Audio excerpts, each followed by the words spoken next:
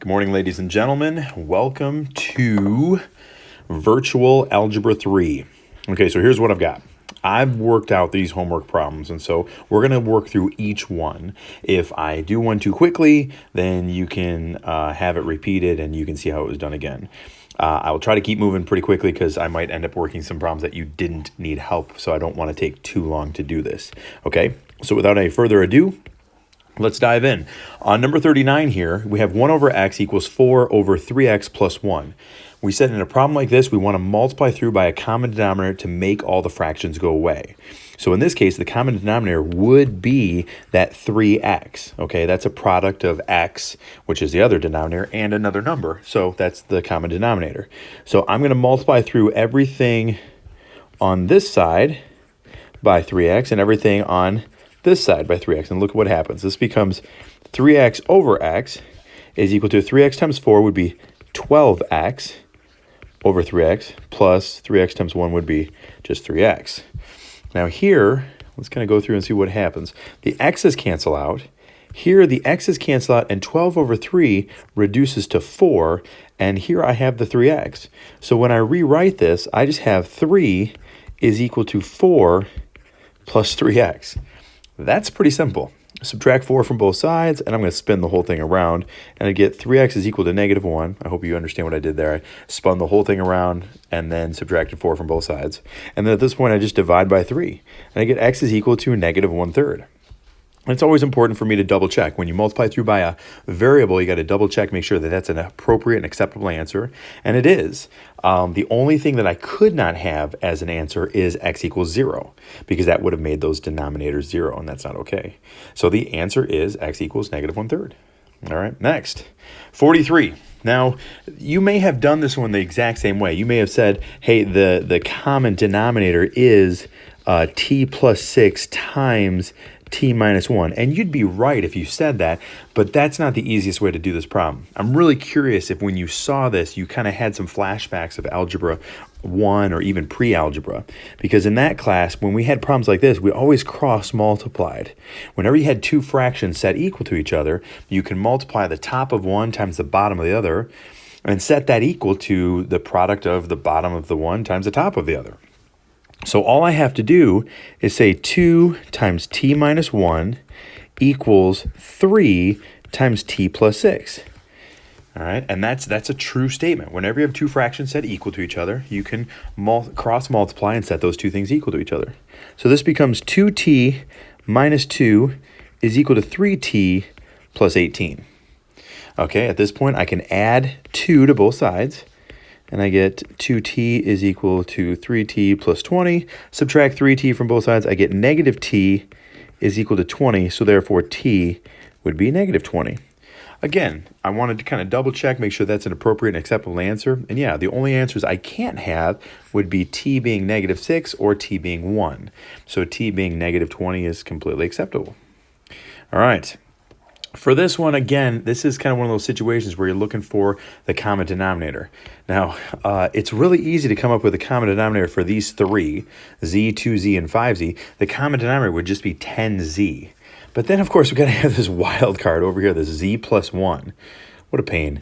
So that one has nothing to do with these others. So the common denominator actually has to be 10z times z plus 1. Remember, you'd have to have the product of those. So this right here is the common denominator.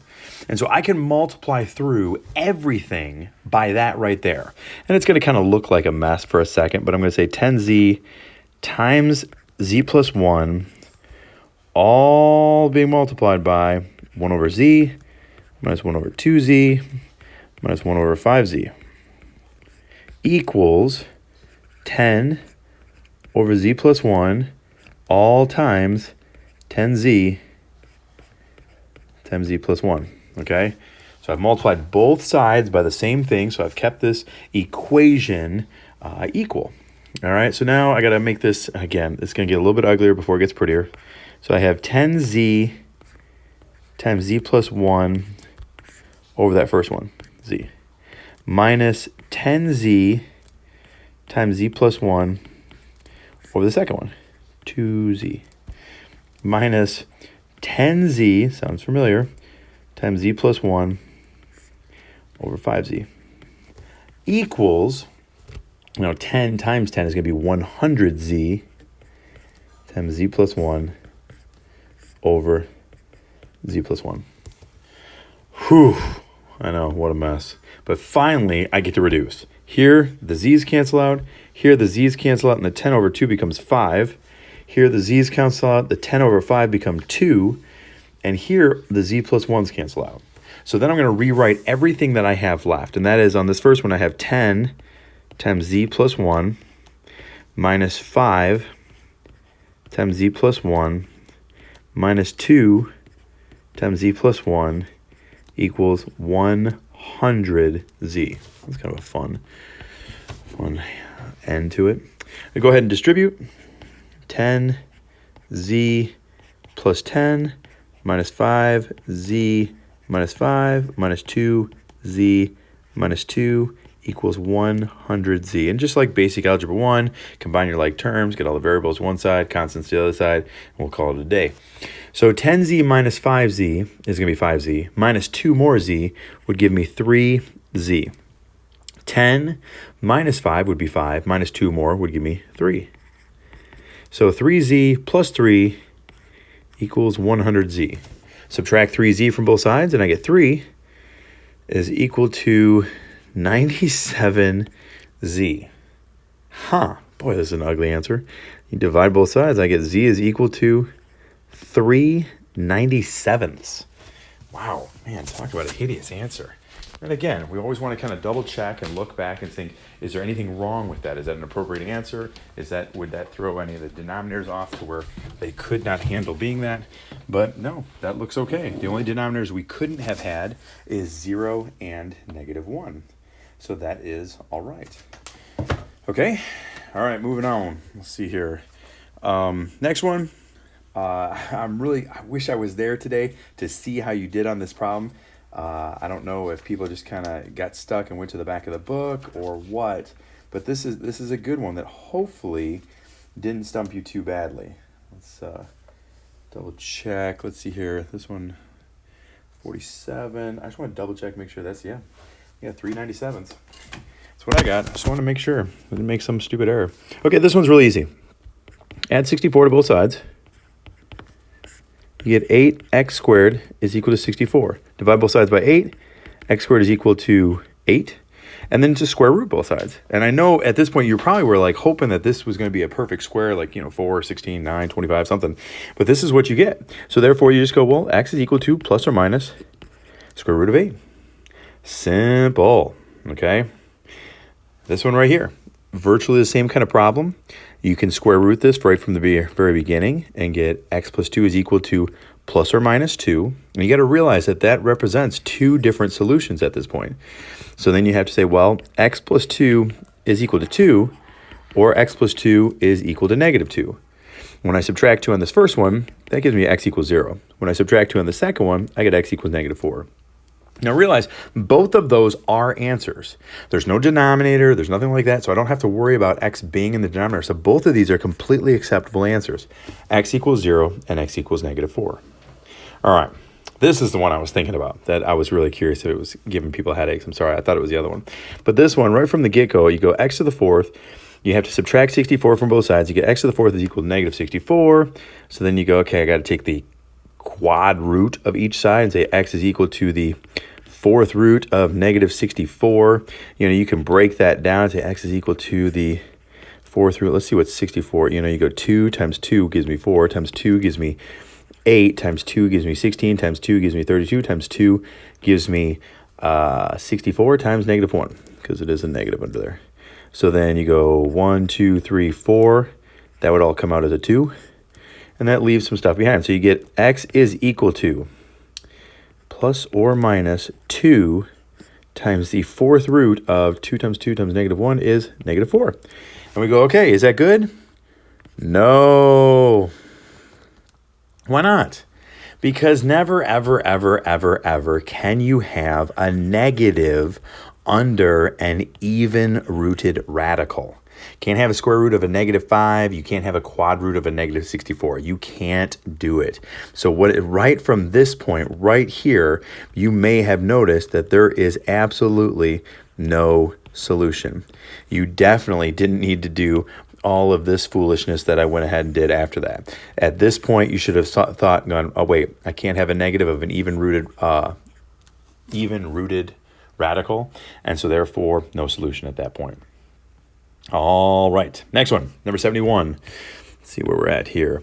Real simple. Go ahead and divide by 3. I know some people might have taken care of this exponent first, but you shouldn't have. You go ahead and divide by 3, and you get x minus 3 cubed is equal to 125. Then you can cube root each side, and fortunately 125 has an even cubed root. It's 5.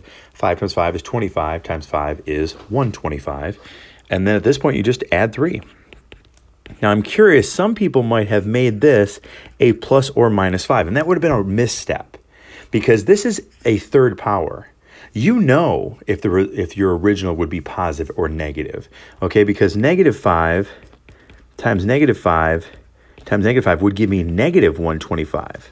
So the fact that I was dealing with a positive 125 means that my root had to be positive 5. Couldn't have been -5. So there's only one possible answer.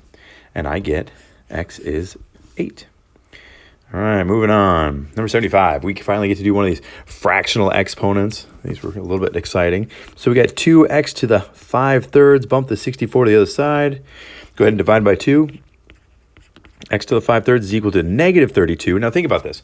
We said the only way we could work this out is we had to raise each side to the reciprocal power. So that means I'm going to say x to the 5/3 all raised to the 3/5 is equal to -32 raised to the 3/5, okay? Now these cancel each other out, and you're just left with x equals. And you got to just deal with this other side. But so you got to think about it and go, what does that mean? X to the 3/5. Well, we said the top one was like an exponent, and the bottom one was like a root. So this would literally be the same thing as the 5th root of -32, and then cube it, or -32 cubed and take the 5th root. Well, I do not want to cube -32. I mean, I know that 32 times 32 is 1024, but that times 32 is now getting to be a pretty large number. I would much rather do this first option right here, especially because the 5th root of -32 is -2.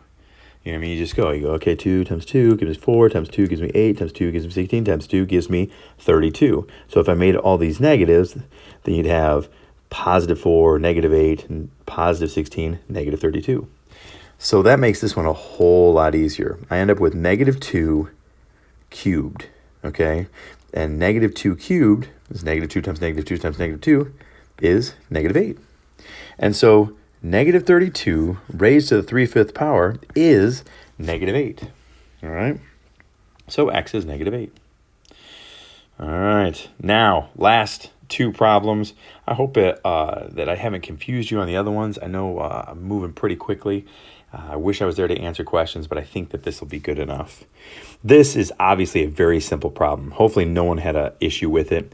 The only issue is the fact the thing that you want is in the denominator. And sometimes that freaks people out.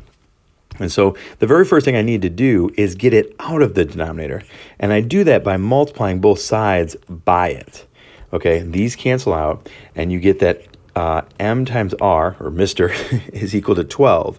And I just want to solve for m. So at this point, I divide both sides by r, and you get that m is equal to 12 over r. Easy peasy. Okay, now this one is some fun. So I hope that you had a good time doing this one. I don't know if everybody hit a brick wall, but this one has all sorts of fun stuff. Okay, the very first thing you need to do is you need to get this x out of the denominator. So you have to multiply both sides by this denominator. So what you're going to do is I'm going to rewrite the whole thing. Say ax plus b over cx plus d is equal to 2. So I'm going to multiply this side by cx plus d, and I'm going to multiply everything on this side by cx plus d. Now these cancel each other out.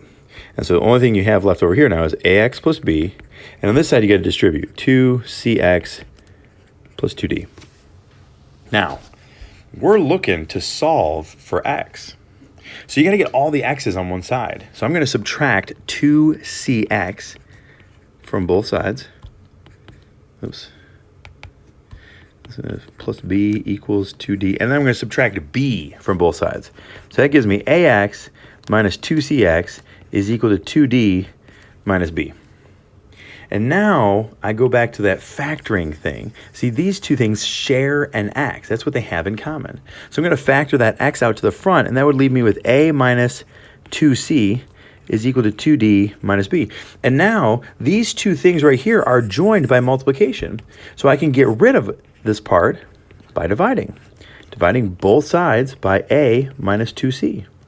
This cancels out, and you're left with x is equal to 2d minus b over a minus 2c. So look at how we did that. The very first thing we did was we multiplied both sides by the denominator, and when we did that, we got what was a pretty simple looking equation.